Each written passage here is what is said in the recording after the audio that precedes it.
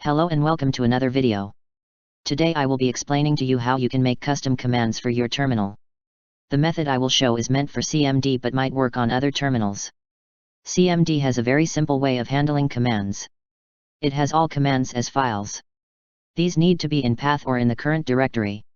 This lets you make any code into a command. Today I will show you my own LOC command.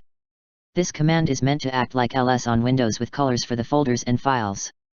Now just know that today I will not be passing in any arguments. This can be done by adding parameters to the main function called argc and args. Argc is a int that will hold the amount of arguments passed. Args will be a 2D char array that will be the actual arguments.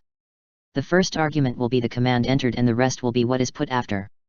It will handle all the parsing for you and just return a bunch of strings. The code is very simple. We include stdio, so we can display the names. And we have stdlib, for popen. First we make a file called fp, that we will use to hold the output of the command. Now we use popen to read the output of the command. dir is the Windows command for getting all in a directory. We use /b to only get the names. /a will filter the output for us. -hd means it will remove all hidden files and only show directories.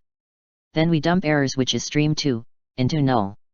Now we read each line of the output into buff and print it in red. Then we use the same command but with -h and -d. This means it will not show hidden stuff and folders. Now we just read this again and display it in blue. Then we just use the ANSI color code 0 to remove the colors. It's not that hard of a command to build, as all the hard stuff is handled by CMD.